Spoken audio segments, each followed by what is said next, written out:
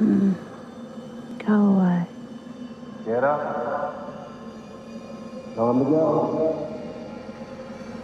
Leave me alone. Leah, I need you to get up. Please. I need you. You promised Too tired. me. Leah, get up! Justin? We are Si and Sophie. This is Coastal News, a home and away podcast, your weekly episode companion podcast for your favourite Aussie soap. Well, hello, stranger. Hello. Hello. Hello. Happy New Year. Happy New Year. Happy new season. Oh, I'm excited. What's this? What we doing? I know. I've forgotten how to do this, actually. You might have to bear with me because I don't know how to talk anymore after a week off of doing nothing. It's great, but yeah, I mean, I'm struggle. pretty sure we'll manage talking, especially about home and away. How Of have course. you been? You been all right? Yeah. Oh, Enjoying the good. break? Oh, I really enjoyed the time off work, but I have genuinely missed Homers and I've missed the routine. I've missed you, missed talking about it, missed tweeting about it. Yeah. What about you? Same. I've missed you. I've been mithering you anyway. Channel 5 obviously great with a load of old ones, so Yes. that's Yeah. kept busy. I feel like I've not really had a pod break, even though we've not recorded, because of of all that and sort of keeping in touch on the social medias, Yeah. But yeah, it's been good, and I feel new year, new season, ready and raring to go, aren't we? Yeah, definitely. Yeah, I've made a list of life events Oh, that have happened since we were last on air, as they go on. say. Have you? Yeah. What have you been up to? Feel free to add in any. Yeah. Okay. First one's yours anyway. You went to Dublin to I see the did. forest. Had a I good went to time. Dublin. First time in Ireland. Loved it. Will want to go back. Yes, definitely. Yeah. Save up. How Mm, much for a glass of vino or something? Did you yeah. have Well, some... we were told not to go to all the touristy places and buy alcohol because it was a waste of money. So we got given like places that we thought might interest us that were slightly more in our budget. So we didn't get ripped off, thankfully. But it was Lovely. good. It was really good. You survived the trip, the journey. Absolutely. I don't like flying, and it was thankfully a very short flight. But the flight out there was just hen party chaos. Honestly, I thought people were going to get arrested when we landed. It was that bad. Oh, really? It was so bad.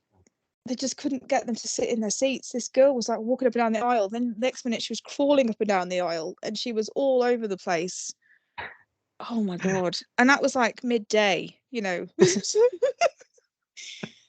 we not even got to Dublin yet, and it was only a 40-minute flight. And I just turned to Beth on the flight, and I was like, I think some people are going to get arrested when we land in Dublin because this is really bad. It's chaos. But yeah, You didn't don't know fancy joining in with them, no? No, it was a bit early. Maybe like 8 hours later, I'd have been all over it. But oh dear, it was embarrassing. Everyone on the plane was just like, they wouldn't. Do you know what? They wouldn't even bring the drinks trolley round. They didn't even bring it round on the flight out. They brought it round on the flight home, but on the flight out, they just decided not to bother because basically this group of girls were so drunk they didn't want to add fuel to the fire. So none of us got any kind of drink whatsoever. Disgusting. Write an email. Bloody Ryanair. There we go. Yeah, that was the first. You went to London as well. I did. That wasn't a first. I've been there many times, but yes, I did go to London. Doing much of the same. Yes. I COVID. went to London as well. COVID. Must talk about that. Yeah, that wasn't fun. Survived London was fun, but COVID was not fun. Everyone's got their owner again, haven't they? Yeah. I went to London as well. Yes, you did. Watched Stranger Things. Yes, on stage, which was phenomenal. If you're a fan of Stranger Things, I highly recommend that while it's in town. I was reading as well that they're doing a second part, so you've got to go again. Oh, right. Interesting. So do you think you'll do the second one then? I think we're going to have to, yeah. I mean, Yeah. we've got on this far, haven't we? Do you know what I mean? Yeah. Yeah. I tell you what I did, though. Oh, God, I Oh, went yeah. into the wrong circle, didn't I? You know, in the theatre. Like, Oh no, yeah, like the upper turned this dress. woman out my seat, and whatever. she's like, "You're in the." Yeah, I'm like, "Excuse me, you're in my seat." She's like, "No, I'm in my seat." I'm like, "My ticket says C18." She's like, "Yes, up there." I was like, "Oh, okay." Oh no, So, you enjoy the riffraff. show, enjoy the show, ladies. And some guy was like, you know, you have to. I've all just brushed past them all, made them all stand up, and I'm doing it again to get out. And he was like, "Oh, have you got the wrong show? Wicked's a different theatre." Oh, there's always a comedian, isn't there? Always. Stood on his tail. It It was Christmas. was Christmas. Did Yes. you celebrate? As far as I remember, I remember opening a bottle of champagne on Christmas Day, and then the next minute it was Boxing Day. Well, there we go. Christmas, done it. Check. Done. Yeah. Thank Was you. yours? Check. Was yours good? Yeah, much of the same, really. You Yeah. hurt your back though, didn't you? Oh, yeah. Well, we both hurt our backs while we were off. Drunk Actually, as well, I know. We're going to be wheeling us around. because we're ancient now. I only have to sleep funny, and my back's like, "You did it wrong. You did it wrong." Oh. Yeah. Are you feeling better now? I am now much more movable, but I do need to Oh, get it looked good. at. Yeah. I think I've done something bad. Oh no. So I had to drink for the pain, you know. Of course, medicinal. Yeah. There was a tornado. I had 3 holes in my roof. Boiler broke. There was an earthquake in Japan. Mother Nature really came at us as well No, during the break. I can't believe you had a tornado or a volcano, as the newsreader said on one of the channels. What was that? That's mad. Was a bit mad. Mad. I didn't get a direct hit, thank God, but the hail was huge. Oh God, not good.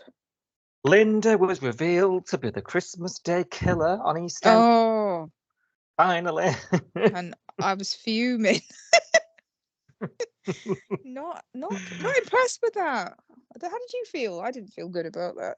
It was all very exciting, though, wasn't it? You know what I I mean? enjoyed the build-up. I enjoyed the episode. I enjoyed everything up to it. But then the reveal, I was like, "Oh, have we got to watch Linda be drunk for another year? I don't think I can bear this." I wanted it to be Suki. I didn't care who died. I just wanted Suki to be the murderer. Suki's badass as well, isn't she? She's you know what I mean? so badass. Wears it well, doesn't she? She wears it well. I love her. So you couldn't hear a pin drop watching it. You could hear me because I tip-tapping to you. True. And I've got one more, and a new channel called That's TV 2 launched. And I started to air Home and Away from the beginning. So fans of old school Homers can go way back to episode 1 and watch it in sequence every day. Okay. You've already delved into it a bit. I sent you a photo, didn't I? I was like, look. Yeah. It was I sent you the photo because they were wearing the old Summer Bay High dresses. You know, we had that conversation recently where I wanted the Summer Bay High dress. And then I was watching that and I was like, oh, these are the blue ones, the original ones. I don't want those ones. I want the grey and purple. Pink one. Yeah, the later one was better, wasn't it? Yeah, with the big white collar. Yeah. I want that one. Someone make me a Home and Away school dress, please. Yeah, we've had thoughts of the Coastal News sewing bee. So coming your way soon. Yes. Winner will probably get a mug. Yeah. So yeah, if you're a fan and you want to go way back, get on that. There's lots to talk about it. We were chatting before the break, weren't we, about there being a renewed vigor online, and there's seems to be loads of stuff chit-chatting away online about the show, which wasn't 2 or 3 years ago. So it feels like there's a bit of a renaissance happening. The old nostalgia helps, doesn't it? Yeah. So we've got like this mix of sort of old and new going on. It's good. There's some good convo out there lately. There's so much of it. Yeah. It feels good time to be a fan of the show. Definitely. So there's that. You forgot a highlight this week. Yeah. Traitors. Traitor. I'm a traitor. You're faithful. TV. Traitors back. Yes. Yeah. Must see TV of Yeah. the year, as always. If you can't find us on Twitter, formerly known as X, formerly known as Twitter. If I can't find us in there, talking about Home Away, we'll probably be talking about Traitors. There we go. Yeah. What a twist. Gotta wait a week. What a twist. Another plot twist. We, as you know, we're coming live in Manchester, Murder Mystery and trivia and all sorts of Home and meetupness with listeners of the podcast, fans of Home and Away. Tickets, we sold the last one today. It's all booked up. Wow. Amazing. Yeah. Thank you, guys. Thank you so much. We are super excited. We are in proper organised mode. Everything's pretty much coming together, isn't it? We've got lots planned for the day. It's going to be great, and I'm so happy that so many of you are coming. It's going to be good. So we're very excited about that. And to celebrate the return of this episode, we are doing a giveaway, one of our famous giveaways now, or infamous giveaways. The old Coastal News mug that was ever so popular in the last couple of seasons. We did a couple of giveaways of these, didn't we? Had a bit of a makeover. Get your hands on one. Just look us up on social media at Coastal News Pod and get yourself entered into the competition. You've got till the end of January to like and retweet the tweet. If you don't have X, formerly known as Twitter, you can email us your entry. Just email us coastalnewspod@gmail.com. Have I missed anything? I'm going to have some air and a swig of wine. I don't think so. We've got lots to talk about, haven't we, this week? That's the problem. Can I win a mug, by the way? Because I've got the old season 2 mug, but I need a season 4 mug now. I know. I was looking at it thinking I'm going to update these mugs. So yeah, I feel the same way. yeah. Obviously, we're going to have to look after ourselves before the people. I'm going to retweet. Retweet away, and then hopefully I'll get picked. Got to be in it to win it. So yeah. Yeah, I'm going to do it. I'm going to get on it later. Right. Do you want your headlines? That feels like a weird thing to ask you after so long. Do you want your headlines? I want my first headlines of 2024, please. Let's do it. Leah manages to find help for her and Justin at their deserted 5-star factory resort. Irene and Harper make bail, but not before a night in the cells.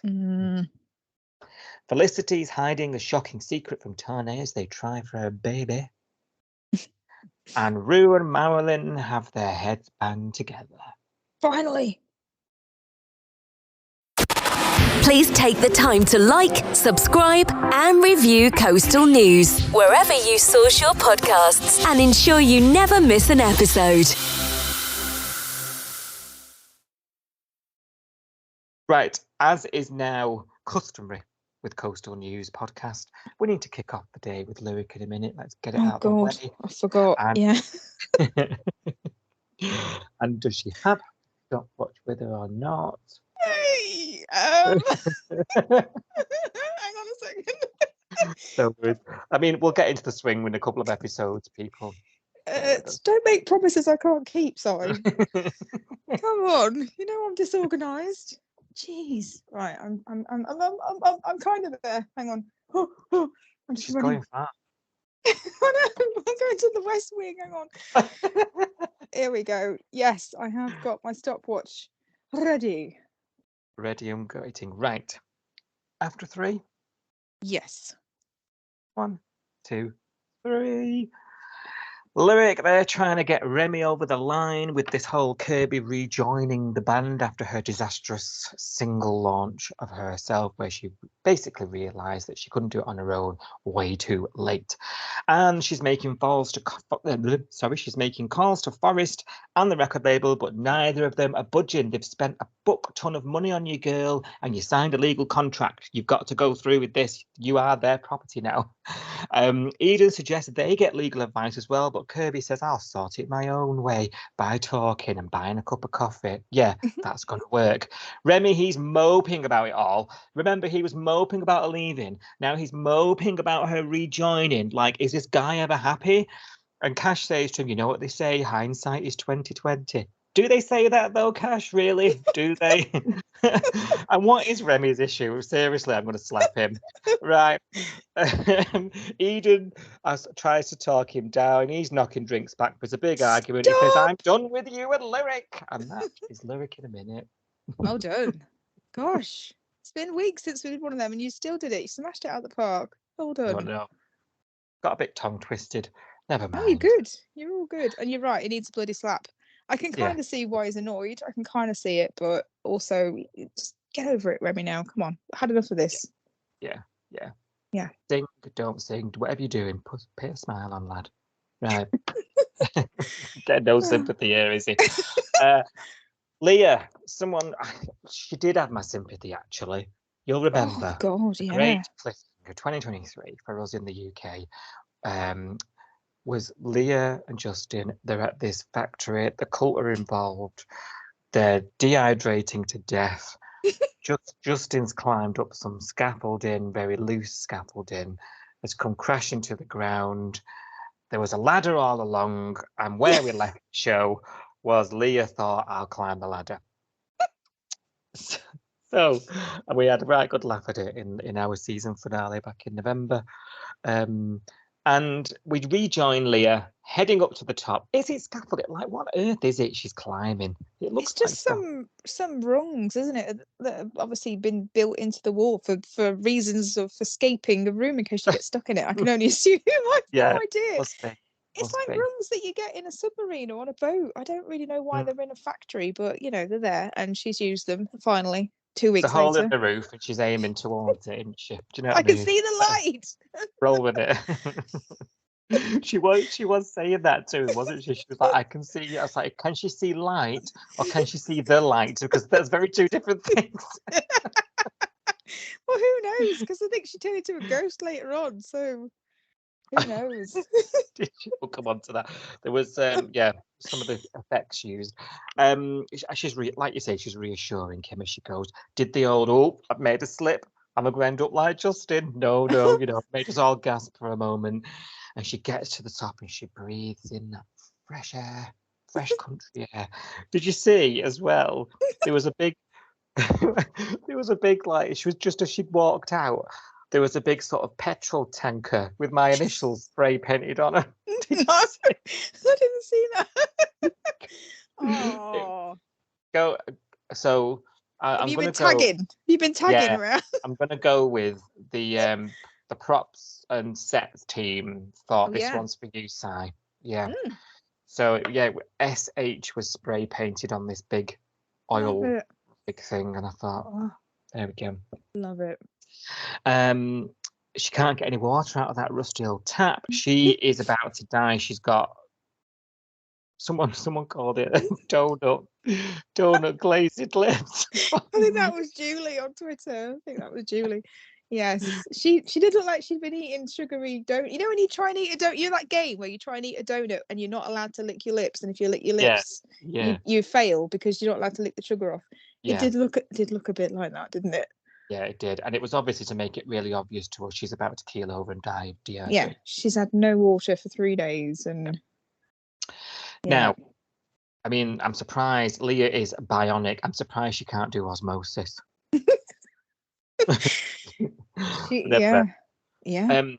She's there. She's collapsing on the side of a dirt track road. She's drifting in and out of consciousness, isn't she? She's drifting in and out of sleep. She's about to give up. And this whole she's a ghost thing you've mentioned. Home and away. Well, I was really confused by this bit because I was like, is she alive? Is she dreaming this? Because she was having a nap, wasn't she? And I was like, get up, Leah! Like Justin's literally dying. He's bleeding to death on the floor, and you're lying on the ground. Like, get up! I know you're dehydrated, love, but come on, like you've been through worse than this. You've got to understand it's probably very warm. Get up! Yeah, but she's got a winter woolies on. She's got a bloody jumper on. Take your jumper off if you're so warm. Come on. Bizarre. But then she was like, she saw that car, didn't she? And she was trying to flag it down, and it just went straight through her. And I was like, Yeah. Is she actually dead? And then the car disappeared. And I was like, oh, the car's a ghost. What's going on? What is this? It's like when people see mirages in the desert. Yeah. And she thought, I can drink the fuel out of that. This moisture. Oh dear. Her nails, though, her nails were immaculate. Her makeup also immaculate. Her hair was a bit of a mess. Her jumper was a state and a half. But nails and makeup, like, I need to know where she gets her manicures done. Yeah, not a scratch on them, with it. That manicurist needs a tip and a half. I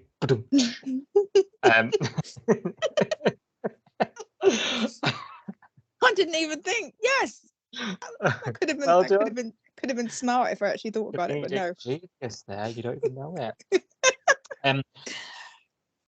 So yeah, this is what I love about Home and Away, though, is that its formula, its format lends itself really well to this sort of stuff, this dream effect, this echoing voices, this what I'm seeing happening. We're then guessing as the audience, like, oh my God, is she dead? Is she, like, I didn't question that myself, actually. It's interesting that you did. I just thought she was just going mad, in her final moments. Yeah. And she starts seeing, she starts seeing Justin walking towards her, shouting, "Get up!" Yeah. Get up! Like your mum getting you to school at 8 o'clock in the morning. Yeah. But obviously that was the way of them telling us. He got her through. He gave her the strength to get up and go and get help. And as look, we're blooming have it. The car's coming down the road, and she's dragging her feet across this dirt path, and this guy stops her and, "You all right, love?" And finally, help is brought to Justin, and then he looks dead, and I'm like, I just can't keep up with this. Honestly, I need a break. And there was one of these episodes, it was this where all this was going on. The advert was a lot later than normal. I don't know if you noticed. I was thinking, I need air. I need to get out of this room. Come on. Yeah, it was. Normally there's an ad break about 7 minutes in, but I'm sure it went to 10 on the first episode back. Felt like a lifetime. Thinking, where's the ad break? On Channel 5, it's not like you not to show an ad. I know. Simba mattress. Hybrid. Yeah. Dating for over 50s. It's all there. It's all there on Channel 5. Everything you'd want. So fast forward, they get him to Northern Districts Hospital, don't they? He's Crooker's Road. Yeah, because is that the nearest hospital to the middle of wherever they were? That was weird. It suits the plot, and that's the studio we've got. Roll with it. I was like, I thought they had driven for like 2 days, and then all of a sudden they've ended up back at the nearest hospital is the one near their house. I was a bit confused, but I did Jenny this. I was like, okay, fine. Well, they got to Jenny the whole thing. Do you know the whole, like, we missed how they even got there? That all came out during this. Oh yes. And it was like they were ambushed, and we were surmising what happened. She was talking to Ghost Justin at the time, wasn't she? She's having a go at him. This is all your fault. You stopped the car. You believe the lies. Yeah, you believe them. You let us get ambushed. I was like, oh, is this her telling us what happened? And we're not going to see any of that. Or no one else has been told the story either since then. Like, we've not heard her explain it to anybody else, have we, on camera? Well, no, Dirty Cash is off the case, isn't he? Suspended. All over. I mean, when he finds out later on down the line, he rushes over there, doesn't he? And it's like, you're no use to us, lad. Yeah, you don't work anymore. Go away. Yeah, who's investigating this cult? They're at large. Everyone keeps asking her what happened, and she just keeps going, Justin. And I'm like, yeah, we know that bit. Like, tell us what happened. Friend of the pod, and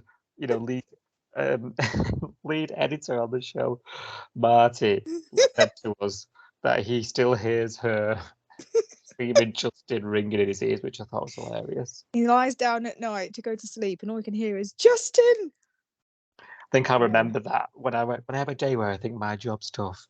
I remember Marty going through that, and I think, oh my God, it's so bad. Gosh, yeah. I mean, if you'd had a shot every time she said the word Justin, you'd be dead, I think. Oh, I've skipped past the chainsaw. They had to chainsaw the way into this factory. Oh yes, they did. Yeah. This episode had everything. Did it? Chainsaw, Literally everything. ghost cars.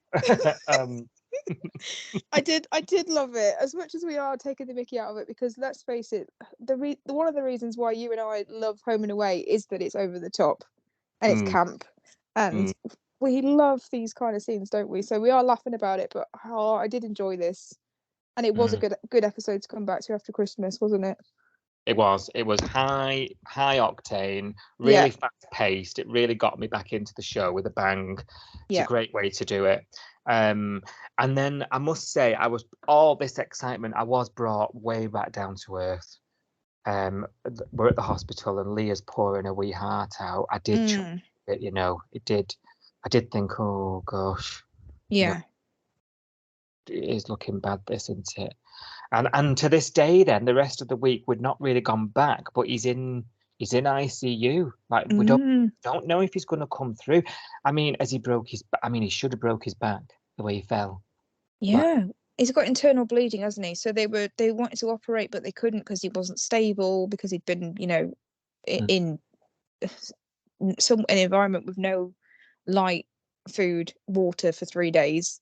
He's going to be not very stable, isn't he? So it was all very touch and go. He's like, then we need to operate, but we can't yet because we need to get him stabilized.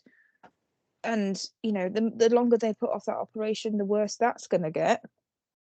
And then if they can't stabilize him, they've got to do the operation, and then it's like touch and go whether he survives the operation. It is, oh gosh, it is a bit nail bitey, isn't it, this bit? It is, and I'm a bit worried. I'm a bit worried about where we go from here.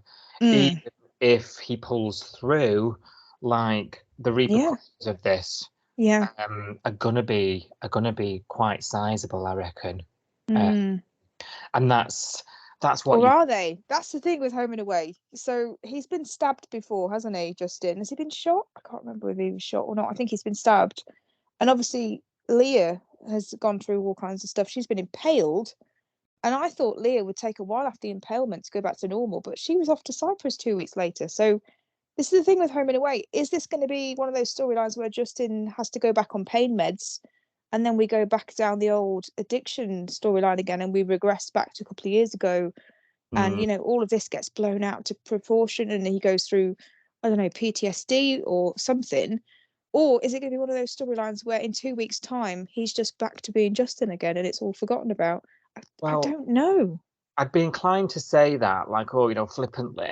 But I mean, this whole thing's been tied back to the year-long cult thing. Yeah, The signs are there that this could splinter on. What I'm worried about is, of course, we had Leah doing the whole deathbed proposal. Yeah, and has she realised too? Because the reason they're not wed is her doing. Like, she's been there, done that way too many times, and she's had to widowed way too many of it. Yeah.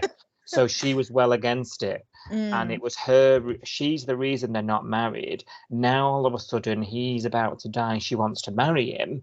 Like, has she realised too late? And is Leah going to beat herself up about that? Why is it taken something like this to happen for her to open up about it? Is that then going to mean that their relationship credibility is going to be questioned? I don't know. There's all sorts of stuff running through my mind right now. There's so much, isn't it? Because these are two characters that have been on the show for so long, and their back history is so complicated as well, individually as well as a couple. This could go anywhere, couldn't it, really? Yeah. And has anyone checked on Andrew? This is the other thing. So the cult have come after Justin because of what he did. He shot them and they got caught, and Margot went to prison, but the rest of them are still out of jail. Has anyone checked to see if any repercussions happened to Andrew? Is he okay? Is he locked in a factory somewhere?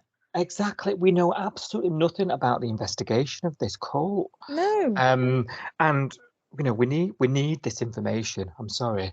I think Leah should have been like, has anyone checked if Andrew's okay, and like rang his sister or whoever? and just said, "We've been caught up again with the cult. Are you okay? Justin's in hospital. Is Andrew okay?" You know, they need a heads up that the cult's still out there and still operating, don't they? Yeah, It's just yeah, me. absolutely. No, you're right. And not just focusing on a share box of Krispy Kremes at the at the hospital. No, other donor brands are available. Oh dear. Speaking of investigations, right? Harper and Dana, they're having a run on the beach. They're having happy times. Police showing up. You'll remember in the cliffhanger last year, Rose very rudely, after being given a lovely free burger the night before from Irene, storms into the diner and arrests her in front of everybody. And I was absolutely fuming about it. They've now turned up for Harper at the beach, and just as she's looking happy. So they're all down at YCPD, and Irene's not happy, is she? Did you have to do that at my workplace in front of everyone? And I'm like, Irene, you need to get your sass on. And boy, did she this week. Poor John, he's running around like headless Chuck after her. You're telling her to do a no comment interview. Get a lawyer, do a no comment. We say it every time one of the oldies are in strife with the law. A good old trip from the old, I nearly said Celia, Morag. Oh, I know. Morag, this is where she slotted right back into the show. She'd have come back and helped.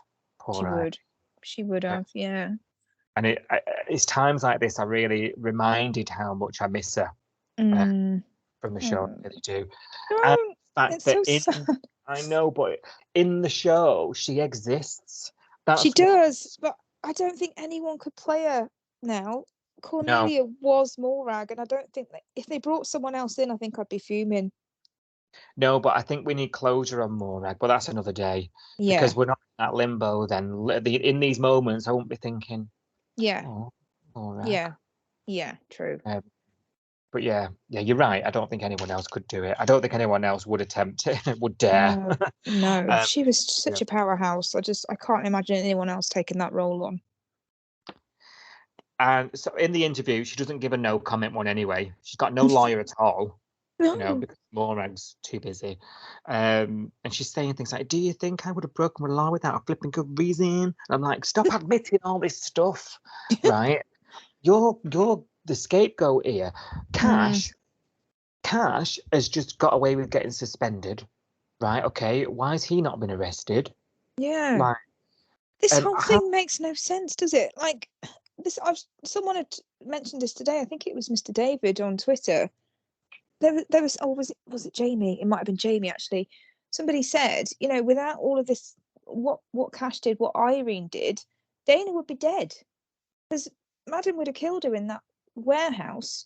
Madden would still be a corrupt cop. He'd still be running drugs for the criminal gang that he was working with. So if Cash hadn't intervened, if Dana hadn't intervened, if Irene hadn't intervened, the end result would have been much, much worse, wouldn't it? Yeah. Oh, yeah. You would think so, wouldn't you? And you're right. Like, in the end, the cop was bad. The bad guy. Was a copper, yeah. So of course they're not going to trust him. They're not going to. He's gone to prison. We've not heard anything since, have we? So the last time we saw him, I think Cash said he's in jail. Presumably they've caught him bang to rights. Presumably he's going to have to plead guilty. He's not got a chance of getting out, etc., etc.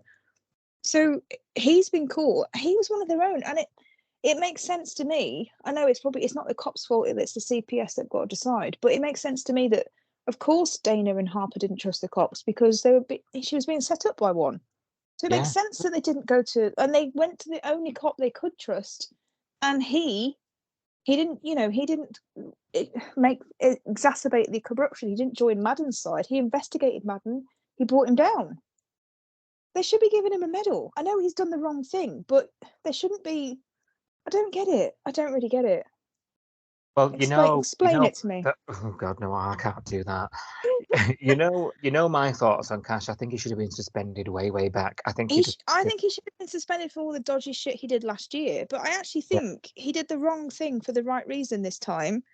And it's kind of, I can kind of understand why he did it, because he was trustworthy. Madden wasn't. He was going to anti-corruption. He was going to go and tell them everything, and Madden kidnapped her. So in a way, he was doing the right thing. Yeah, kidnapped her, like literally administered deathly poison by a syringe. Like, it's insane. Like, it is insane. Oh my God. And if he hadn't intervened, and if Irene hadn't helped her, Dana would be dead. And this cop would still be out there. He'd still be a cop, and he'd still be doing nasty, horrible stuff. Exactly. I don't really get it. If they're doing all this with Irene, the Crown Prosecution Service or whatever, they need to do it with all of them. I just don't. Yeah. For me, it's either everybody or nobody. Slap on the wrist. Thank you. You did. Difficult circumstance. We won't take it further. Or full hog. You can't treat one or the other. At the end of the day, because it was in Irene's back bedroom does not make it any different to Cash. In fact, Cash knew more than she did. Yeah, she was out of town. That's another way they could have gone about this. Irene could have just said, I was out of town. Didn't know. Yeah, well, I think she did, and I think when Rose interviewed her, she didn't really believe her. She was like, "Oh, come on, it was your house. You must have known." And she was like, I didn't know till I got back. I didn't know Dana was there till I got back home. Tell you what, you would not tell Rose now, would you, in life? No, she's gone way down.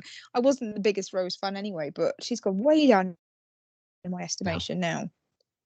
She'll tell no you more free burgers for you. Nope, she'll say you're free one day and she's banging you up the next. Tell you. No, wouldn't trust her as far as I could throw her.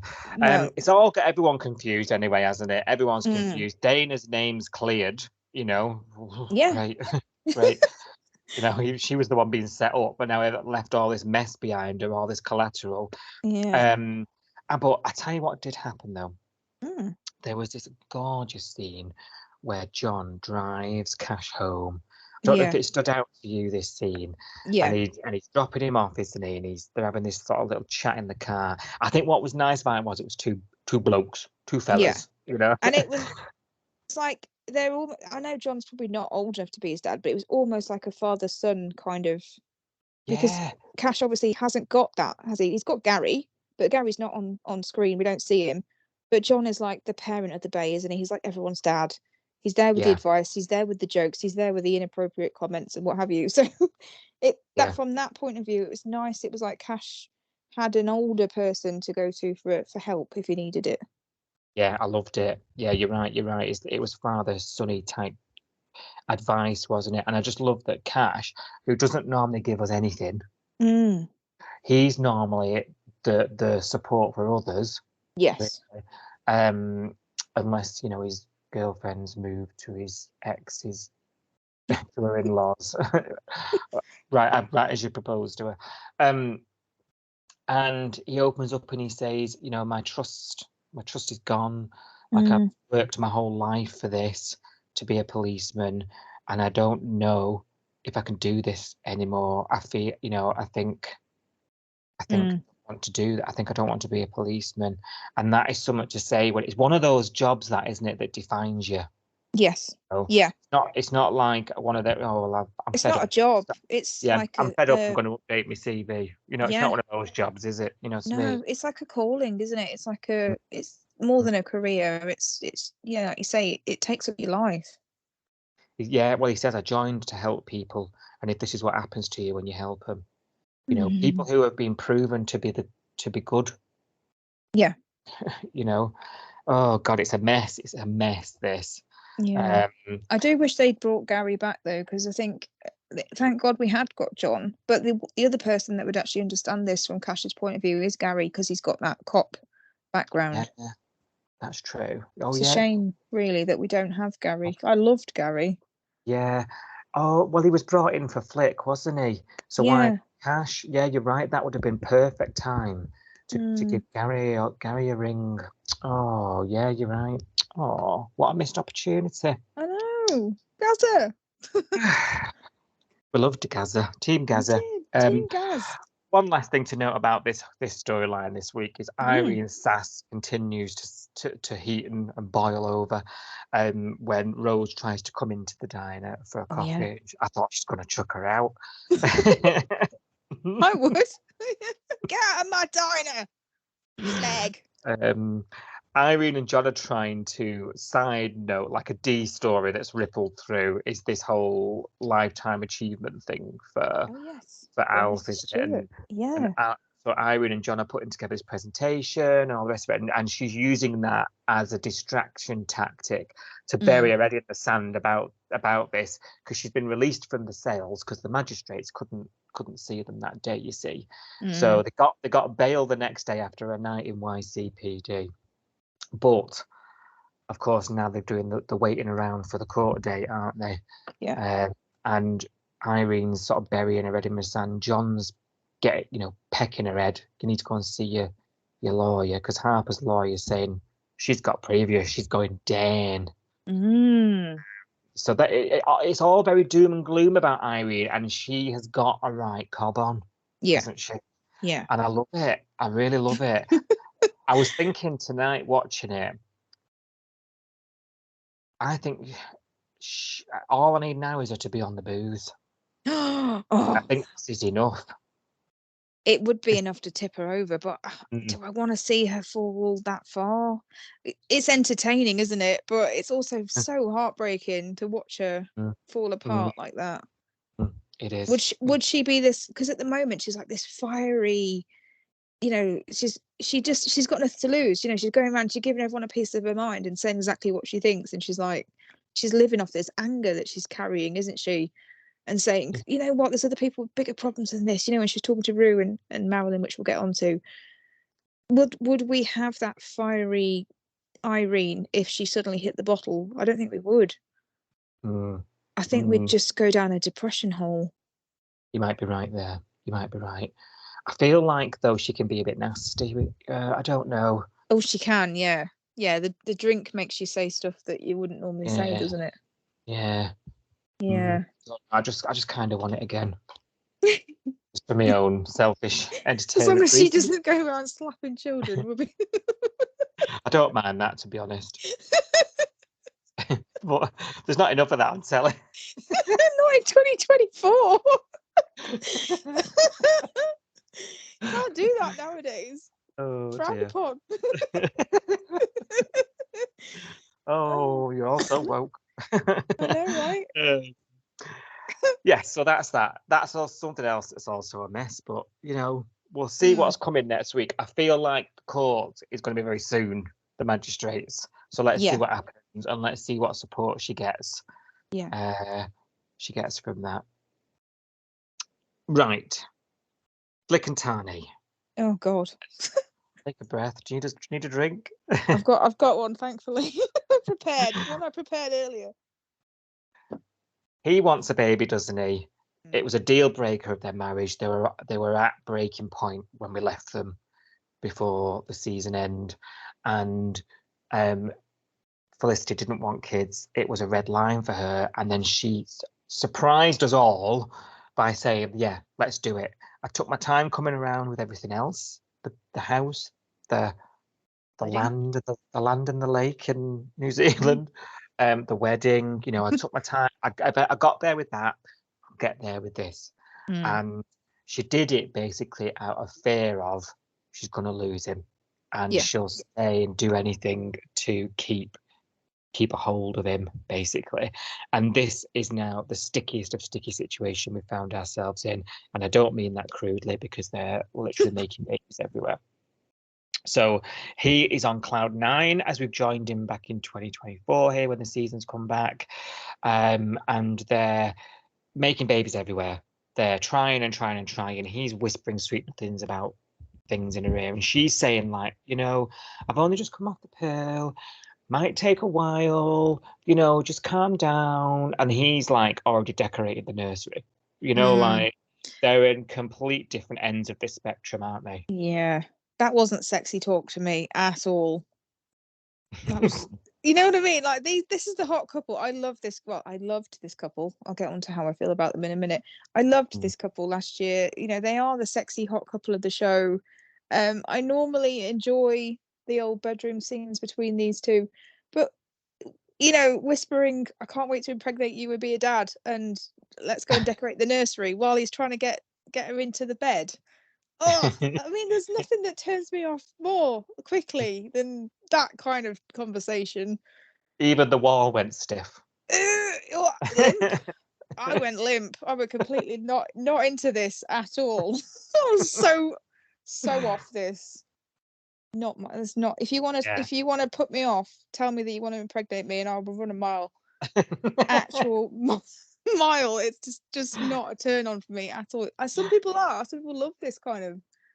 I mean, I think Flick was having the same reaction as what I would have, because she looked a bit revolted by the whole thing as well. Well, like you, she doesn't want it. It's not for her. You know what I mean? So, you know, it is all very awkward, isn't it? And because as the audience, we're privy to the truth. Yeah. Or we've got a better, you know, we've got a clearer, sort of wider view of the whole thing. We're not sort of as tunnel vision as Tane is. The whole thing just is really uncomfortable. I don't know about you. I'm watching them thinking, oh my God. I've fizzle watched them last year, but now I really think this is the end. Yeah. You're right. And you know, this is I'm it. trying. Yeah, they're not working. No, they're not. They've realised it was whirlwind, and they've realised they want different things out of life. I mean, it happens. We've said it before. It happens more often than you think, you know. But you've just got to get through it, and eventually you'll find your lobster. Do you know what I mean? Yeah. I'm trying not to be too negative about it, because I'm feeling it, and it's invoking a reaction. Even if that reaction is awkwardness and uncomfortableness, like, I think the storyline's designed to do that, right? Yeah. There's a real situation that many couples probably find themselves in, with a sprinkle of added drama because it's Summer Bay. Yeah. So, you know, they're having sex. Trying to get pregnant.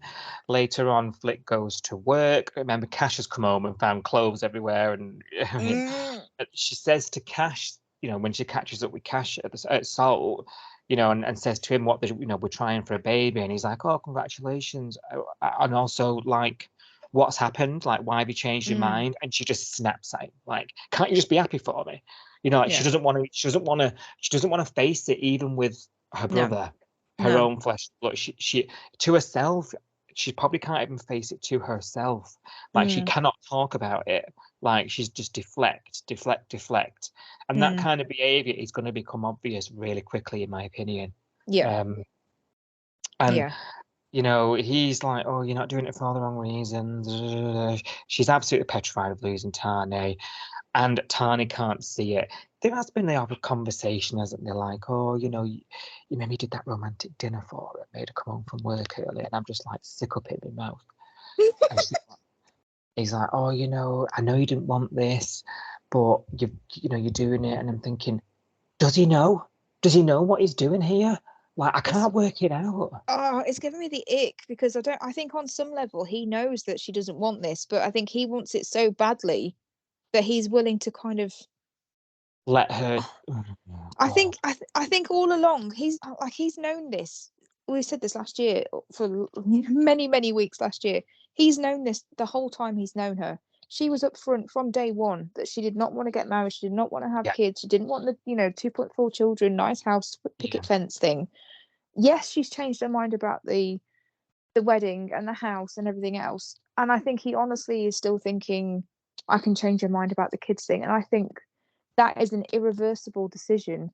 Getting married, you can get divorced. Getting a house, you can sell the house. Having a kid, kill it.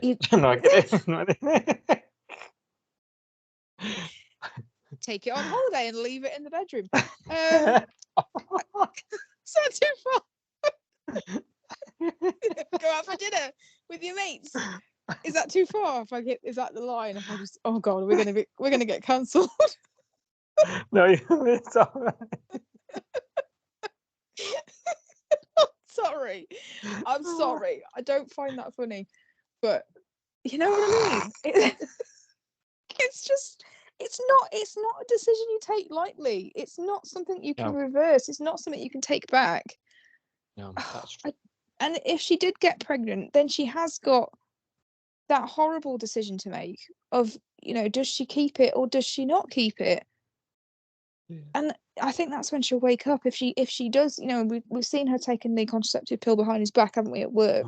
Oh yeah. But the contraceptive pill is not 100% effective. You can still get pregnant on the contraceptive pill. You can still get pregnant on any no contraceptives are 100% effective. Well, I was about to say to you, is this the lesson that we do? Like the storyline teaches a lesson. Imagine if we end up in that situation. Yeah. I don't know. I think this is so serious, but I think he's burying his head in the sand and he's just thinking, she'll come round. She'll come round. I'll keep telling her what a great mum she'll be. Yeah. Yeah, they're over. They're over, aren't they? I mean, when inevitably he discovers what she's doing, he's going to feel utterly betrayed. Yes. Yeah. She's feeling utterly devastated anyway, and is she feeling, I mean, we've had no signs yet, but is she feeling forced? Is this coercion? Like, got to ask these questions. Like, we don't know. I think it's on both sides. I think I was trying to sort of flip it in my mind on both sides. So from her point of view, she's lying to him. She's manipulating him essentially. If you flipped it around, if it was Tane saying, I don't know, I don't want to get pregnant or whatever, and her maybe putting holes in the condom, or you know what I mean, it would be. That would be horrendous. Or if it was the other way around and Tane knew that she didn't want to have children and he was slipping off a condom when they were having sex and like making her think that he was wearing one. That's technically rape, isn't it? I think.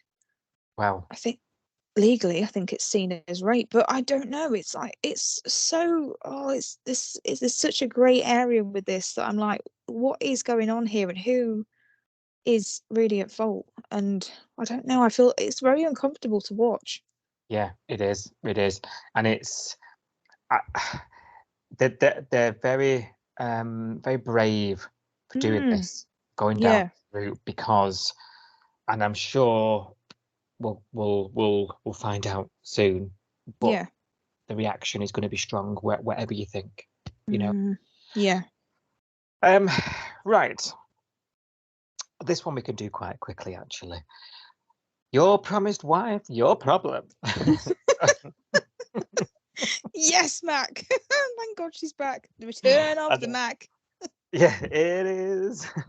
Yeah, I love Mac. I love an entrance with Mac. I just love Mac. She's back from visiting Diggy and Co. And she's walked in on Zara living in her farmhouse. You'll remember Zara is Marley's promised wife, and it's caused a load of jealous ruckus between Rose and Marley that no one really cares about. And she's doing things like very manipulative, inviting herself to dinner with them, making it sound like she's doing something good, like she's realised that she's made things difficult, but I want to make it up to you, let's have dinner together, when she's actually gate crashing the entire evening. That kind of behaviour. Xander's told her to stay out of it, but I'm a bit, Xander's, I think he's going to feel a bit of empathy towards Zara here, me. I think we need to keep an eye on him. I think he's going to end up falling out with Rose if he's not careful. Yeah. Rose has had a run-in with her. He's, she's just a bully in fancy dress, meaning she's a copper, and the whole, you hate coppers thing has arisen again. Which has always been a bit of a weak link. I built that up when Marley first arrived, but it's a bit weak, really. Some of our brother. And she's had enough. Give him an ultimatum. Her or me. I thought, oh, thank God someone's taking control here. God. He still then is the little dweeb. Like he's got no backbone. No has he? spine. He's got No no spine. cojones, No. as they say in some parts. Yeah. He still doesn't think I've upset this girl. I really feel for her. What if I blow this old person up who I've not seen 4 years? 5 years. Like, let Yeah. her see her ass and fall out with you then. What have you long? I don't understand this at all. You know, we keep hearing, I can't turn my back on it. My culture, my family, you know, you have to take someone in who's in need and blah, blah, blah, blah, blah, blah. But your culture's okay with you being disrespectful and upsetting your girlfriend? I think not. I don't understand this at all. Mm. Like, so No. it's not okay for him to tell this girl that he hasn't seen for 5 years to rack off. It's not okay to do that, but it's okay to take her in at the discomfort, disrespect, you know, risk of upsetting, risk of losing his current girlfriend, who he's already dropped the L-bomb. You know, he's already said I love you. She said I love you back. But I didn't feel it. Did you? No, well, I didn't. That's another thing. If we go with it, this couple is supposed to be the next big thing, you know, in love, honeymoon phase. They're supposed to just love the bones of each other and just, you know, want to be with each other all the time, think each other's the, you know, the bee's knees, etc. We're supposed to believe that. Whether we do or not is a different question. But so he's saying I can't turn my back on my promised wife, even though I've not seen her for 5 years, because my culture tells me that I've got to take her in, and my culture tells me I've got to be nice to her. My mum's telling me I can't upset her, but your mum's okay with you upsetting your current girlfriend. I just don't. Is it? Are we back to the cop thing with his mum and his mum not really wanting him to be with Rose, and his sister not really wanting him to be with Rose, and they want him to be with Zara, and this is how they're sabotaging it. Yeah, do you remember us saying, yeah, "Oh, as mum sent her," you know, like, you know, is it all that? But if we're to believe it, it's more to do with her being lonely and being at uni or something. She's quit uni, hasn't she? She doesn't want to go home, because what she said was, my family sacrificed everything so I could go off to uni and do law because that was my dream. She's jacked it in. She hasn't graduated, and now she's embarrassed. She can't go home, and she says the only reason she can go home, the only thing she thinks she can go home with a bargaining chip to say to her family, yes, I dropped out of law, yes, I haven't got a degree, I'm a failure, but I'm back with Marley, and she thinks that's some kind of like consolation prize, which is so insulting, first of all, to Marley, but also delusional. It's like, get a grip.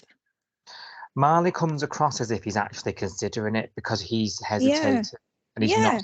Now, if I was Rose, or if I was Rose's gay best friend, I'd be like, what you doing? You need a man.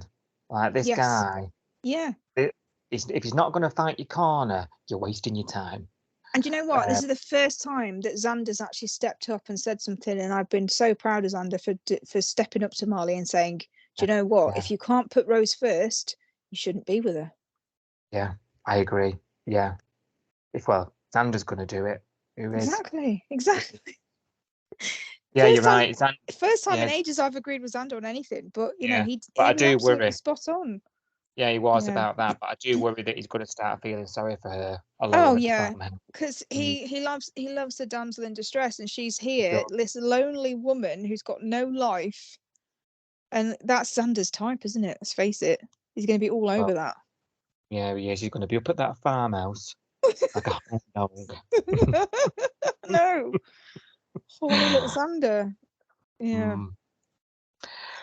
Right, Marilyn, she goes to visit Rue, filling her in on all the gossip going on in town. Like that was a hilarious conversation. That was hilarious. Oh, and Justin's dying. Irene's been arrested. You'd be falling off the couch, would you, like, Jesus? Where have I been? Was it a season cliffhanger by any chance? And all the while the caravan park's shut. I mean, while all this is going on, she's taking calls, she's turning business away. I have to mention it because you and I talk about the day-to-day goings on at the Summer Bay house that we miss. So things like taking a phone call for a caravan booking excites us all. It does. Yeah. We just need to see the wall of keys and some towels in a tumble dryer now. Yeah, then we've got the full package, absolutely. And she's cold as ever, Rue, isn't she? Snaps about not knowing anything. Why have you not told me? Because you told me to rack off. Yeah. What about your home help? She's not told you either. You know what I mean? Yeah, it's her sister that's been arrested. I know. I know. Because obviously that's not the Summer Bay mantra. You have to tell anyone everything. Yeah. Then there's Alf's text ahead, hasn't he? And this is what spins everything out of control here now. Because Rue's created this Rue Palace of hatred, I will call it. She's banished. She's banished Marilyn out. She's hired in help. She's closed the caravan park and she's sitting there festering in her own hatred, isn't she, about being the only one who's left reeling from that Stunning Organics tip bomb. Fortress of hatitude. Yeah, that's it. But I do laugh because John's not made an ounce of time to go up there to see her, and he was in the bloody weather. Yeah, that's true. Never mind. I forgot that actually. Al's text is coming home from Marimbula. Oh shit! Marimbula. So she doesn't want Alf to know. She wants to paint to Alf that she's a good little girl and that Marilyn's after it, and she's like making out that she's done it all for him. She got him out of it. He said he wouldn't go down there. I didn't want to stress him out. Yeah. Yeah. No. And she says this is honestly what I'm about to describe. Absolutely disgusting behaviour. She says to Marilyn, well, you need to tell him that you decided to leave, and if you were this great friend you're saying that you always would be, you'd do this for me. Ugh. I thought, you are lowest of low, girl, now. Like, what very little patience I had left for you, you've just pissed all over it. Really. I was really, really cross. I loved that Marilyn sort of refused, just point blank. Like, no, this is your doing. Like, you know I'm not going to tell anyone. The audacity. Do you know 2 weeks ago or 3 weeks ago when we were last watching Home and Away, and Rue said to Marilyn, I can't trust you because you're always lying. You tell lies. You tell lie after lie after lie. And then she's saying, if you're a friend, you'll lie for me. Oh, I'm sorry. I'm sorry. She is beyond it. She is a piece unreal. of work. I think I tweeted, what a bitch. I was so cross. I was really cross. I couldn't believe it. So lying is not okay unless it's Rue that's asking you to do it, and then it's absolutely fine to save Rue's skin because she's too afraid to tell her dad that she's a bit of a dick. Essentially. How old is she? I know. Yeah. This is your doing. You're supposed to be my friend. Oh God. And Marilyn then she escapes. She escapes the fortress of hatred and goes down to the diner. And obviously Irene's down there. She's all stressed because she's out on bail, wondering what's going to happen. And she's going through all her stuff we were talking about earlier. And Marilyn's saying to her something like, what are you doing here? Go home. You can't be here. And she snaps at her, doesn't she? Like, why? Yeah. It's my diner, And then it all sort of comes out, doesn't it? Marilyn breaks down and then they sit down and chat about everything that's going on. And she fills Irene in on what Rue's been like. So Rue gets a visit as Irene and Maz go marching up there. And honestly, like... Scene of the year. Scene of the year. Absolutely. it's only the 5th of January, but scene of the year. Yeah, we're calling it early. Ring the bell. Because she's saying everything that we're all been saying at the TV. You know what I mean? She goes in there and she says, right, you two, I have had enough. You're grown women. And she turns to Rue and gives her an absolute what for, doesn't she? Yeah. She says, you ask me, and I'm not asking you. If you ask me. Like, yes. I know. She was like, Leah and Justin nearly died. You're making up lies. You're like a flipping teenager. There's bigger problems in the world. Grow up. I was like, yes. We're like, Oh, I've watched it so many times, Sophie. I've watched it so many times.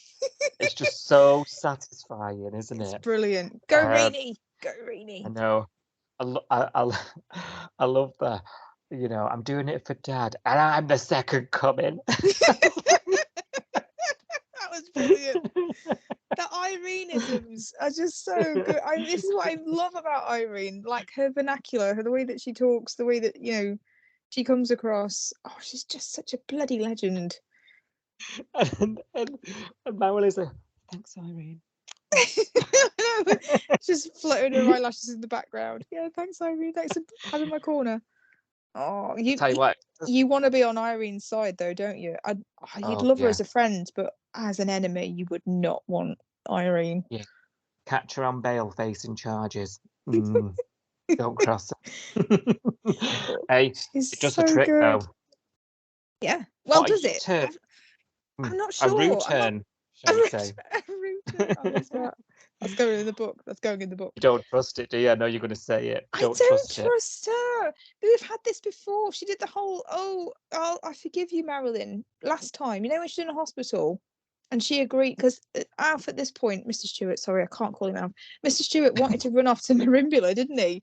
And he was saying, I can't leave you unless you and Marilyn have sorted everything out. And then she was like, oh, Marilyn, I forgive you. Everything's okay. And Marilyn was like, oh, thanks, Rue.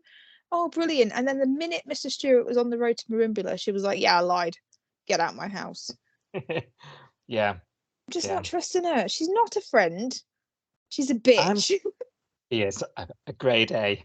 Yeah. I'm surprised Marilyn's not a little bit more cautious as well. Yeah. She's sort of like, yay, friends. I don't think this is over. Let's get the picture album out. Do you not? No. No. No, there's still, you can't hate someone that much and forgive them that easily. There's going to be something else bubbled up. Marilyn will do something next week that annoys her and she'll snap at her. And do you think Alf will be about to see it? I hope so. He'll smell it. He'll sniff it. He'll sniff it out. He definitely isn't the second coming. He's been here long enough, long in the tooth. He knows everything. He'll see it a mile off if it's not. If she's not being genuine, he'll know. Yeah. He'll walk in and he'll think, blaming hell's going on. Also, someone's going to mention to Mr. Stewart that Marilyn's not been at home. Like, everybody in the Bay knows that Marilyn moved out and she went and lived with Leah. It's going to come out. He's going to be like, what do you mean living with Leah? Yeah. Do you know what I think? I think now you've said that, you've convinced me more that Rue is going to carry on being a little so-and-so, like, but behind Al's back, like whispering and being nasty. Yeah. And I think it's all going to come to a head at whatever this public award. God, yes. Maybe this is why we're having, because it's weird that we're having this lifetime achievement thing at the surf club, isn't it, now, when all this is kicking off? So do you think that was inspired by might have been inspired by Ray Mars' This Is Your Life last year? Oh, it could have been at the same time, couldn't it? Obviously it's delayed for us because they film ahead and then we're behind, aren't we? So behind. So behind. Theoretically, yeah, it could have been around the same time, couldn't it, when they came up with this? And that's like proper soap, isn't it? Yeah. A big public event, everyone there, and it all comes out. Yes, it's got to be, isn't it? These things never go without a hitch.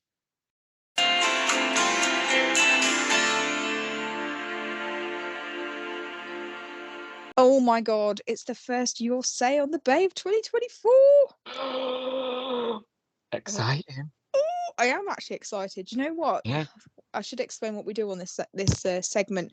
But this is where I go digging through social medias, as John calls it, and read all the comments and all the reactions from people who watch Home and Away in the UK and see what everyone's thinking basically about what the show's doing at the moment. It's taken me so long this week because we've got a backlog basically, haven't we? So Homer's has been off air since I think it was the 18th of November, was it? The last one? Something like that. 17th of November. It went off on its break. And it's come back, and we've come back to so much going on. And then we've had 6 episodes, haven't we, with the first look pace. Yeah. Because they had the Friday last week, and then we've had Monday to Friday this week. So we've had 6 episodes, loads of comments to get through. So I think we're just going to have to get stuck in and see what we do. See what people are saying. I love this bit. Because I'm completely blind, aren't I, to this? Yeah. Like you choose this, and then you tell me what people are saying, and I love it. Go on. It's great, isn't it? Great. Let's have a look then. So, first of all, the thing that warmed my heart looking at social media this week was I went and had a look on Facebook, and the Home and Away account had posted a little photo really of we're coming back. We're back. It's the new year. Yeah. New homers, we're back. And I had a look at the comments. There were so many comments on that photo. And I had a look at the comments, and I was overwhelmed by all of the messages that were like, Happy New Year, Home and Away. We missed you. We're so glad you're back. Thank God this has made my year. There were so many nice comments, and it was so nice to see, because as everybody that's heard this segment before, you'll say on the base segment before, I do read both sides of the argument. I do read the good. I do read the bad. I do read the ugly. Yeah. The comments on social media, and sometimes we can get bogged down in the very ugly and the very bad, because there's things that just don't tick everyone's boxes, and not everything will. But seeing so many people happy that Homers is returning, I thought was really, really good and really positive and really nice to see. I said to you at the top of the episode now, there's a bit of a buzz about the show. Yeah. Like, yeah, definitely. Lots of people saying Happy New Year, welcome back. John on Facebook, John McIrvin said, my life is a hollow shell without Home and Away. Oh, same, John, same.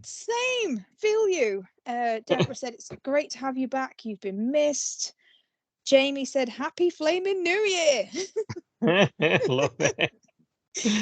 And Paula says, yay, you flaming galah. How could you have had a break for so long? So yeah, totally feel that. Glad to see everyone that's missed it so much. Sylvia says, missed you, glad you're back. There was loads of comments like this, which was really nice to see. But what do people think about the show? Right, so the Home and Away page on Facebook, they did post a video of Justin and Leah in peril. Yeah. And basically said, how in peril do you think they are? Do you think they're going to survive? What do you think, guys? Is Justin going to survive? Is Leah going to survive? What do you think people were saying? Yeah, we already know. Kind of. There were a few where they're like, yeah, I watch it Oz pace, so I already know what's going to happen. But I was kind of like not surprised, but kind of I felt good reading these comments, because there were lots of people saying, no way. There's no way Justin's going to die. So Sarah said, Justin's indestructible. Everything he's been through in the past, he's not going to die. Haley called him the Terminator. Haley was like, Justin's the Terminator. He's going to survive. I'll be back. I'll be back. Louise said, I'm starting to think Justin is invincible. The amount of times he's recovered in hospital. He has. He's been stabbed. He's been all sorts in the past. He's been through the pain medication stuff. He's been crossbow-legged. Everything, Justin. I bet his insurance is through the blooming roof. It probably is life insurance. Madness. So lots of people saying they're in peril, but we don't really believe anything's going to happen to them. Mr. David on Twitter said Justin's indestructible until he marries Leah, and then he's toast. Hey, that's true. We all held our breath when she proposed to him. I know, it was like, he's fucked now. He's fucked. And in fact, talking about Leah, Naomi on Facebook has a little poem for us, which I will read you. Very short poem. It says, if you have a death wish, get with Leah. If you enjoy living, then stay clear. I just thought that was hilarious. Should have that on your bumper. I think someone should like crochet that, or like sew it into something for Justin to carry around and remind himself. Going to be on the next. Do you want to live? Yes. A badge. We need a pin badge with that on, don't we? Something. Yeah. Bumper sticker. Something like that. Mr. David on Twitter also said Leah's a survivor. She was impaled in February, and then she was on her way to Cyprus 2 weeks later. So she's not going to go anywhere. I mean, she needed a holiday after that. She did quite so soon. I wasn't sure about, but yeah, she did need a holiday. So I think there's lots of people that weren't convinced that either were going to perish in the factory. Yeah, with it. It's not our first season then cliffhanger. No, No, exactly. Lots of people were praising the storyline actually. So there was a lot of discussion about the Leah and Justin storyline. Some of it was hilarious, like we've talked about earlier in the pod. Julie saying, Leah looks like she's been eating donuts and she's still got icing around her face. Lots of people mentioning Leah's eyelashes, her makeup, and her nails were all intact, and yet she got a really dirty jumper. We take the piss, don't we? Because that's what we do, and we know it's everything. I think Joe Lauren on Twitter said something like, "I'm watching Home and Away, and I feel the need to grab some lip balm or something as well." So that's part of being a soap fan. You do sort of yeah, it, don't you? Yeah, absolutely, and we love it because it's over the top. But there was a lot of praise for these episodes as well. So people were saying that they enjoyed the performance, they enjoyed the peril, even though they knew it wasn't really going to be peril. It was high drama. It was a nice, different location to look at. It was something different. Generally speaking, I think there was quite a lot of praise for these episodes. And you're right. We've not once questioned the performance at all. We've never, even if we've been laughing at it a bit. Yeah. And I'll say as well, like, I've written it down, the director, Arnie Custo, directed these episodes. Yeah. How amazing did they look? Like, they were cinematic. Like, yes. Yeah. And you can imagine how hard it is on the time constraints, the budgetary constraints of a soap opera. I mean, yeah, we are so lucky that these people are so good at what they do. We really are. Yeah, absolutely. And there's lots of behind the scenes stuff as well that's been posted on social media. So the Home and Away account on Facebook, Instagram, and on Twitter as well have posted behind the scenes clips of the whole Justin and Leah ordeal. We're checking them out after this then. Yeah, videos, pictures of their stunt doubles and all sorts. This was a big thing. The whole set, we were told by Marty that works on the show, Marty's an editor on the show, but luckily for some reason also listened to our podcast. Thanks, Marty. He messages before Christmas, didn't he, and said this was a made set. So the factory is a real building. Yeah. But the inside shots that we saw was all built for the scenes. So the whole set that Leah and Justin were in was all built. I mean, that's amazing, isn't it? Because we know the permanent sets that they've got, there's not a huge number of those, and we do have a lot of temporary sets. So to have a whole set built for like what was 2 or 3 episodes is just nuts, isn't it? Yeah, it is. It's money. Yeah, absolutely. Let's face it, not all soaps are willing to spend. No. We're really lucky with location shooting and things on Home and Away. We get loads of it. We do. Definitely. Yeah, it's good to see. People like to see that. It's something different, isn't it, to look at and everything. So lots and lots and lots of praise for this storyline. Thankfully, I think it went down pretty well. Sounds like it. Very good. So that was Leah and Justin in a nutshell. I'm trying to get through these quickly because we've got so much to talk about. So apologies if your comment hasn't been read out. But we've got so much to cover. So the next topic, only a few tweets about this, a few comments about this, was Flick and Tane. So I went and had a look on Facebook. They shared a video, I think, on the Home and Away account of Flick and Tane, and I think it was her taking her contraceptives in the salt cupboard, and on the sly. And there was a few people commented on that. So Flick and Tane, Bhavna said, "Oh no, I definitely hadn't missed her over Christmas." Oh, not a fan of Flick. Mason had quite an interesting comment, because I thought this was a bit cutting, really. But then Mason said, "I know, and I pray that she actually does get pregnant, because we all know that contraceptive is not 100% effective, and that would be her karma." And I was like, and part of me was like, "Oh, I don't know," because having a child is such, like I said on the main podcast earlier, having a child is such a big thing. You shouldn't be calling a child karma. It feels wrong to call it that.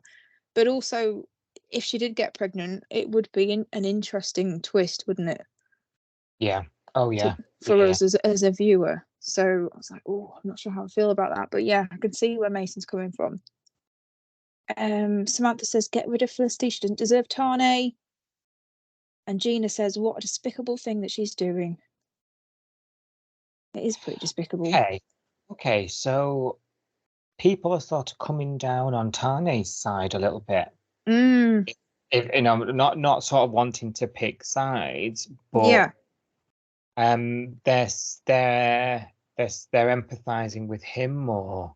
Yeah. Interesting. I've not seen many comments saying Tane is, you know, because I think we talked about it on the main episode, didn't we? Tane is going into this with, he's seeing what he wants to see. He knows deep down that she's not really interested in having kids. He knows that he's kind of manipulated her into changing her mind by saying, well, you changed your mind about other things. You could change your mind about having a kid. You know, if we don't have a kid, this is a really big deal for me. I don't know how I feel about the relationship. But they've had all those conversations where he was like, I'm not sure if this was the right thing to do. Us being together, I'm not sure if that's the right thing, what I want. If I can't have a child, I don't know how I'm going to get past this. He has kind of guilted her into it. I just don't think anybody's really talking about that at the moment. Maybe it will come later. Yeah, it's early doors, I suppose, but that's just interesting. I mean, obviously we've sort of given a bit of a balance both sides, haven't we? And can see it from both ways. It's interesting though that because these are more likely to be people's guts. Your gut reaction is Flick's doing the bad thing. I mean, I think it was AJ on Twitter that said that they felt bad for Tane and Flick, but mainly for Tane because she was leading him on and getting his hopes up, and she should have just been honest with him from the start about not wanting kids. And I thought, well, she was honest, but I think he is just seeing what he wants to see, and he is just believing that this is another Flickism, like she's just changed her mind overnight, and he's just buying it because that's what he wants. I wonder as well if there's a bit of like Flick's a bit Marmite, isn't she, in the fans? It's like there's definitely a camp that's like she's annoying, she's selfish, she's. So, I agree, but I don't necessarily think that's a bad thing. I think that's just part of her, and her not being a one-dimensional character, her having flaws. You know, because Marley for me is very one-dimensional because there isn't much to him, but Flick's far more interesting because she has got these flaws and she has got faults, and she is selfish and she is self-obsessed and she is annoying and she does flip-flop between things, but it makes her more interesting to watch than Marley and Rose and other people that have got, you know what I mean? Absolutely. But I wonder if this is clouding people's judgment when it comes to, you know, what's going on in this storyline, because this storyline is sticky at best, as I said. You know, definitely. It's not all Flick, is it? Why is she the demon? You know, there's more. It's more complex than that. If it's interesting to see if and how these comments change as we go through. Oh, absolutely, because I think this is going to go on for a while, isn't it? And essentially, I think you're right. It's a popularity contest because Tane is more popular than Flick is. Yeah. Oh, yeah. So, of course, everyone's siding with Tane at the moment. Is that going to, like you say, is that going to stick? Or is this storyline going to develop in a way that maybe Flick gets more empathy later on? I don't know. We'll have to wait and see, won't we? I'm uncomfortable just thinking about it. Oof. I know. Oh God, I don't think they needed this right now. I think they needed a break, but this is where we are. Just go with it. The next topic is, where is Marley's spine? Where is it? What has he done with his spine? So Katrina on Facebook says Marley needs to grow a pair and tell what's her face to go home and sort her problems out. She's a manipulative little madam. If he really loves Rose, he would be helping the other girl pack and waving her off. LOL. You kind of, you can't say any better than that. No, she kind of like, Katrina, you took the words out of our mouth.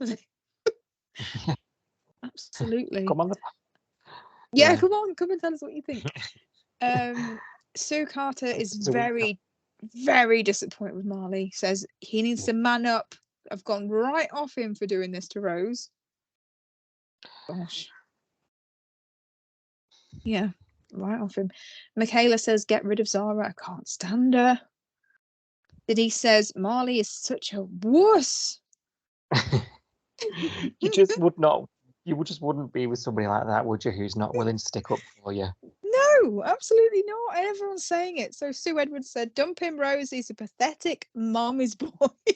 But basically, I mean, they're not sort of mincing their words on how they feel about him.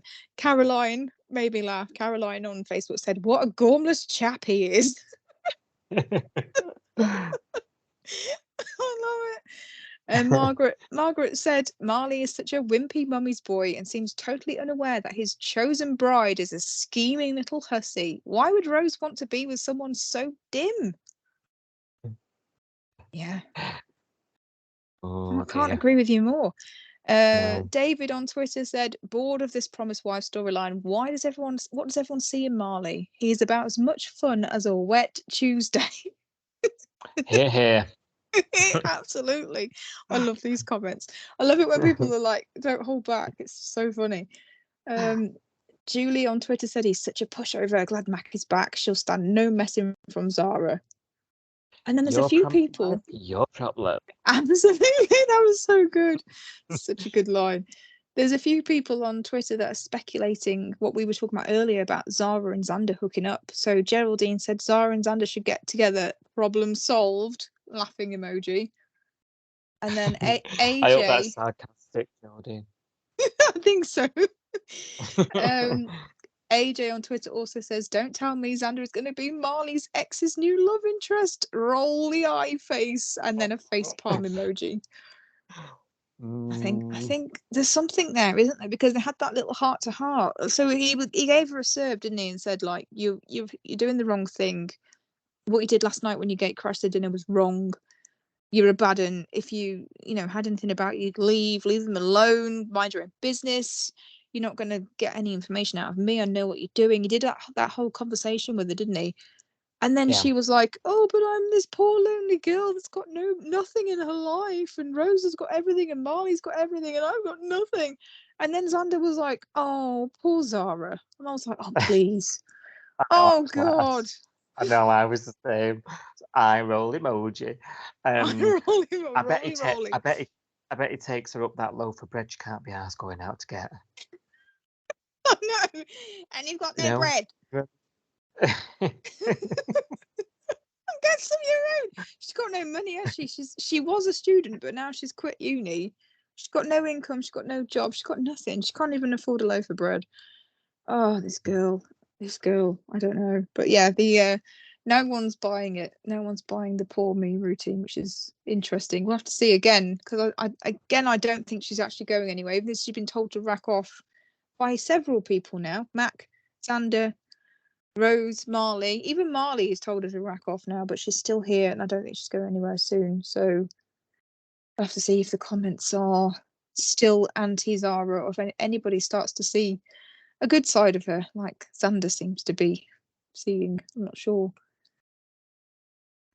Next topic of conversation is Rue's a dickhead and Irene's a legend.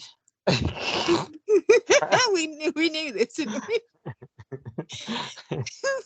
Say no more. Say no more. I don't even need to read the comments out, do I? I just love this. So Jamie on Twitter, he really makes me laugh with some of his tweets anyway, but these ones really crack me up. So Jamie said, "I wish you a happy new year, Rue, but I won't mean it." And then that was followed with, "Rue is a proper dickhead."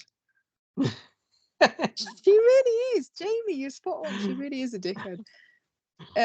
David was slightly less, offensive with his tweeting, but he said, "Georgie Parker, I love you, but Rue, you're a knob."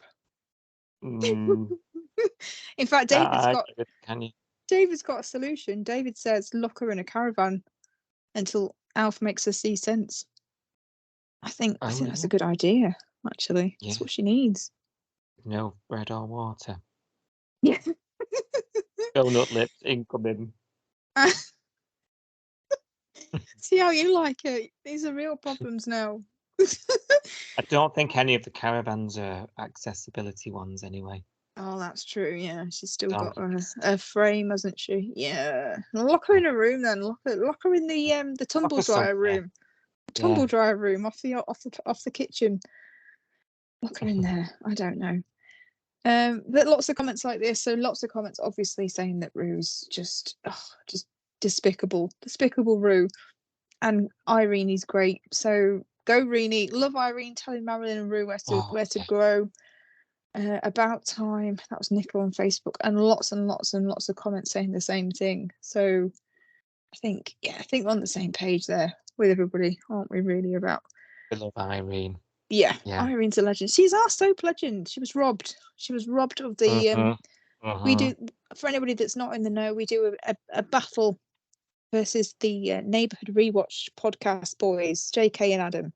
We've got another episode coming out very, very soon on this. The battle is continuing, but we had a battle recently of soap legend, and we pitted Irene, didn't we, as our soap legend, and she just lost out, and she was robbed. Madness. She was robbed, and she speaks for the people. She told Rue what we've all wanted to. Absolutely. She started 2024 off on a high, so don't mess with Reenie.